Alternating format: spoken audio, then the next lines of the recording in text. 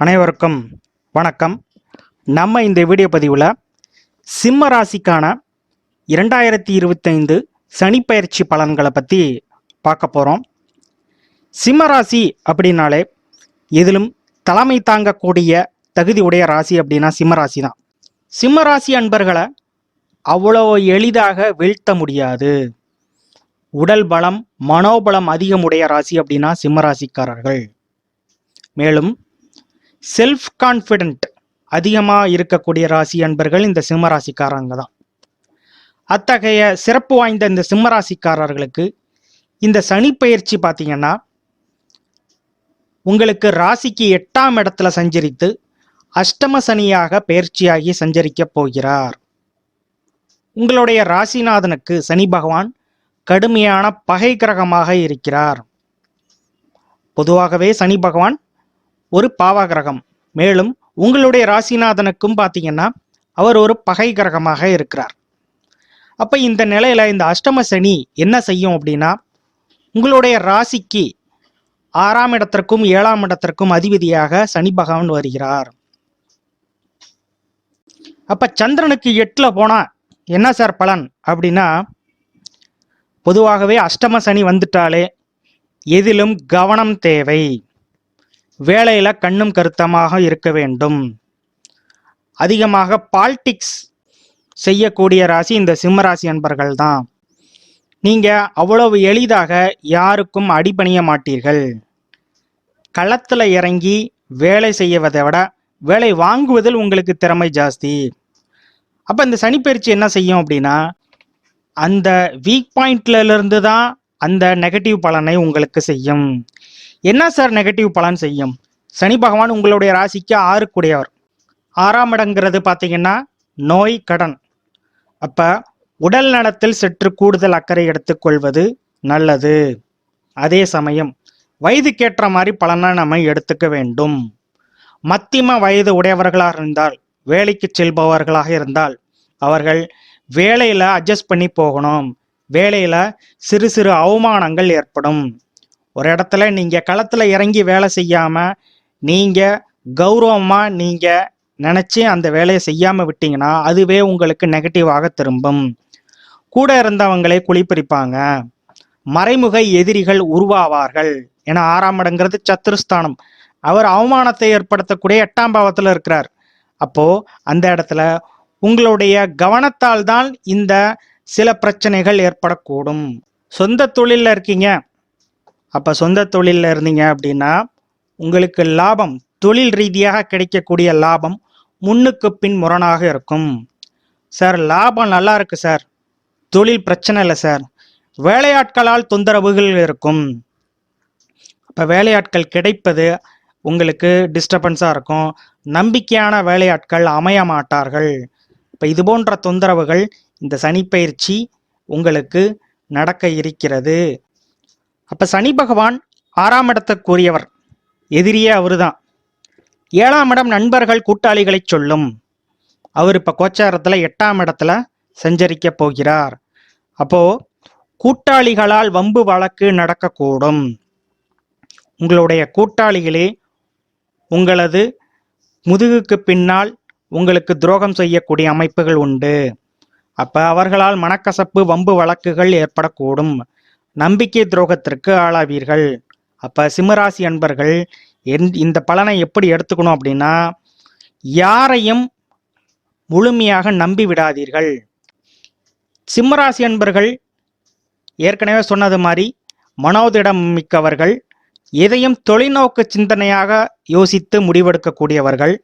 ஒரு முடிவு எடுத்துட்டா அந்த முடிவிலிருந்து மாற மாட்டாங்க.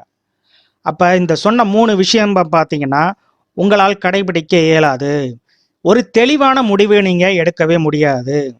அப்ப எப்படி நடந்துக்கணும் அப்படின்னா, ஒரு பண விஷயமா இருக்கட்டும், எடுத்தோன்னே அந்த விஷயத்தை பத்தி முழுமையாக விவாதிக்காமல், எதுவாக இருந்தாலும் நான் பார்த்துட்டு சொல்றேன், ஆலோசித்து விட்டு நான் சொல்கிறேன் அப்படிங்கிற ஒரு விஷயத்த ஒரு பிரேக் எடுத்து நீங்க அந்த விஷயத்த செய்யுங்க.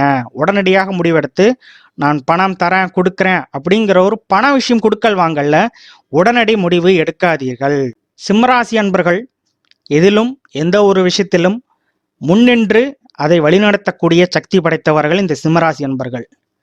அப்போ இந்த அஷ்டம சனி காலத்தில் நீங்கள் யாரை சார்ந்திருக்கிறீர்களோ அவர்களே உங்களுக்கு எதிராக திரும்புவார்கள், அவர்களே உங்களுக்கு எதிராக செயல்படுவார்கள். அப்ப நீங்க யாரை சார்ந்து இருப்பீர்கள்? அப்ப திருமண வாழ்க்கையும் பார்த்தீங்கன்னா மனைவியை சார்ந்து இருக்கிறோம், மனைவி கணவனை சார்ந்து இருக்கிறோம். அப்ப தேவையில்லாத மனக்கசப்புகள் இருக்கக்கூடும். அப்ப இந்த காலகட்டத்தில் தொழில் விரிவுபடுத்த, புதிய தொழில் துவங்க இது சரியான காலகட்டமான்னு கேட்டிங்கன்னா, இப்போ நடக்கக்கூடிய கோச்சார காலகட்டத்தில் இது சரியான உகந்த காலம் இல்லை. அப்போ இந்த நிலையில் இருக்க, அப்போ 7 8ஆம் இடத்துல இருக்கிறார். திருமண காலகட்டங்கள், திருமண வரன் பார்த்துக்கிட்டு இருக்கேன், இந்த காலகட்டங்கள் சரியாக இருக்குமான்னு கேட்டிங்கன்னா, பொதுவாகவே அஷ்டம சனியாக இருக்கட்டும், 7.5 சனியாக இருக்கட்டும், இது கோச்சார பலன். அப்போ திருமண காலகட்டங்கள் வந்துருச்சு அப்படின்னா அதற்குண்டான முயற்சிகளை நீங்கள் தள்ளி போடாதீர்கள்.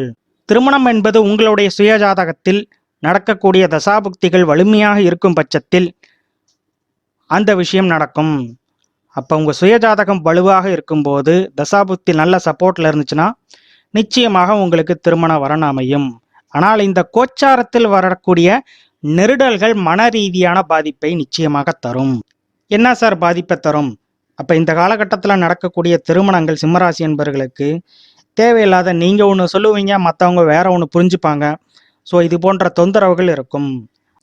குறிப்பாக சிம்மராசி என்பர்கள் குழந்தை இல்லாதவர்களுக்கு இந்த அஷ்டம சனி காலத்தில் குழந்தை பேர் கிடைக்கக்கூடிய அமைப்புகள் உண்டு.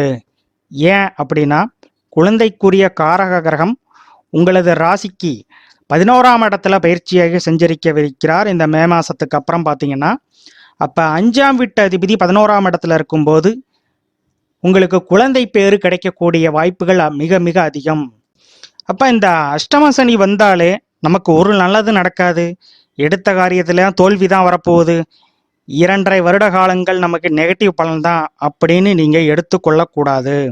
சனி பகவான் சில தர்ம சங்கடங்களை தருவார். நீங்கள் செய்யக்கூடிய எந்த ஒரு முயற்சியிலையும் ஒரு தடை தாமதத்தையும் ஒரு மனக்குழப்பத்தையும், உங்களுக்கு கிடைக்கக்கூடிய விஷயங்கள் உங்களுக்கு திருப்திகரமாக இருக்காது. அதுதான் இந்த அஷ்டம சனியோட சுருக்கமான பலன். உங்களது ராசிக்கு 2ஆம் இடத்திற்கு சனி பகவானுடைய பார்வை இருக்கிறதுனால உங்களது வாக்குறுதிகளை அள்ளி வீசாதீர்கள். எந்த ஒரு விஷயத்திலும் முன் யோசனையும் முன்னெச்சரிக்கையும் தேவை. சிம்மராசி என்பர்கள் வயதானவர்களுக்கு கால் பாதம் கால் மூட்டு தொந்தரவுகள் இருக்கும். கண்ணில் 2ஆம் இடத்துக்கு சனி பார்வை இருக்கிறதுனால கண்ணில் சில தொந்தரவுகள் இருக்கும். கண்ணில் இருக்கக்கூடிய நரம்பு சம்பந்தப்பட்ட தொந்தரவுகள் இருக்கக்கூடும்.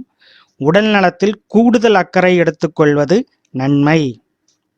இந்த அஷ்டம சனி காலத்தில் என்ன வழிபாடு செய்து இந்த அஷ்டம சனியோட தாக்கத்தை குறைத்து கொள்ளலாம் அப்படின்னா, பொதுவாக பாருங்க, சனி பகவானே ஒரு தீவிர சிவபக்தர். அப்போ சிவன் கோயிலுக்கு நீங்கள் ரெகுலராக போகணும். பிரதோஷ வழிபாடு மிக மிக உகந்தது. அதிலும் சனி பிரதோஷம் வந்துச்சுன்னா தவற விட்டுறாதீங்க. அப்போ அஷ்டம சனி வந்துட்டாலே எதுவுமே நடக்காது, எல்லாமே நெகட்டிவாக தான் நடக்கும். அந்த மாதிரியெல்லாம் எதுவும் கிடையாது. இது கோச்சாரத்தில் நடக்கக்கூடிய இயல்பான நிகழ்வே. இது ஒரு கோச்சார பலன் மட்டுமே. இதில் நாம் கவனமாக இருக்க வேண்டும் என்பதுதான் இதனுடைய நிலைப்பாடு. மீண்டும் அடுத்த வீடியோவில் குரு பயிற்சி பலன்களை பற்றி விரிவாக பார்ப்போம். நன்றி, வணக்கம்.